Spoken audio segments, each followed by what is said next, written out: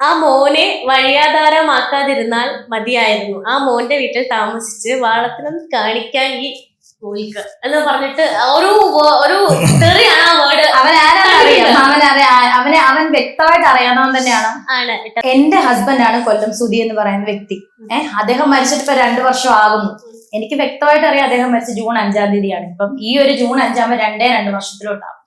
അദ്ദേഹത്തിന്റെ 2 മക്കൾ എന്ന് പറഞ്ഞാൽ എന്റെ മക്കൾ തന്നെയാണ് 2 പേര്. ഋതുവിനെക്കാളും കുറച്ചുകൂടെ ആദ്യമായിട്ട് എന്നെ അമ്മയെന്ന് വിളിച്ച കിച്ചുവാണ്. അത് കിച്ചുവിനും അറിയാം, എനിക്കും അറിയാം, സുധിച്ചേട്ടനും അറിയാവുന്ന കാര്യമാണ്. അപ്പം അവൻ കഴിഞ്ഞിട്ടേ ഉള്ള ഒരു പടി ഋതുവിനോടും സ്നേഹം. അത് എല്ലാവർക്കും അറിയാം, ഞങ്ങൾക്ക് അറിയാവുന്ന കാര്യമാണ്. എനിക്കിനി ഇത് നാട്ടുകാരുടെ അടുത്ത് പറഞ്ഞ് ബോധിപ്പിക്കേണ്ട കാര്യമില്ല. കാരണം ഒരു 100 ഇന്റർവ്യൂവിൽ ഞാൻ പറഞ്ഞിട്ടുണ്ട് എന്റെ പേരിലല്ല വീട്. ഒരു 100 അല്ല 100. ഈ വീട് വെച്ച് തന്നെ KHDCയുടെ മെയിൻ ആൾ ഫിറോസിക്ക വരെ ഇതിന് ഒരു പോസ്റ്റ് കൊണ്ടുവന്നിട്ടുണ്ട്. രേണുവിന്റെ അല്ല വീട്, സുധിച്ചേട്ടന്റെ 2 മക്കളുടെ പേരിലാണ് വീട്.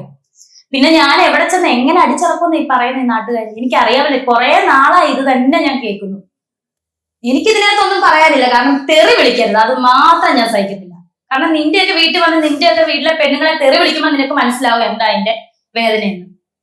നമുക്ക് കെട്ടിയവരില്ലാത്തതുകൊണ്ടാണ് ഇവരൊക്കെ കിടന്ന് പച്ചയ്ക്ക് തെറി വിളിക്കുന്നത്. പൂമോളെ ആ മോളെ എന്നൊക്കെ വിളിക്കുന്നുണ്ട്. എനിക്കത് പറയാൻ പറ്റത്തില്ല. നമുക്ക് ഉത്തരവാദിത്തപ്പെട്ട ആരും ഇല്ലെന്നോർത്താണ് വിളിക്കുന്നത്. പക്ഷെ അത് വേണ്ടി ഒരാളെങ്കിലും നിയമത്തിന് മുന്നിൽ കൊണ്ടുവന്നാലേ ഇവന്മാർ പഠിക്കത്തുള്ളൂ. അത് ഞാൻ എന്റെ തിരക്ക് കഴിഞ്ഞതിന് ശേഷം എന്തായാലും ഉറപ്പായിട്ടും നിയമപരമായിട്ട് പോകും.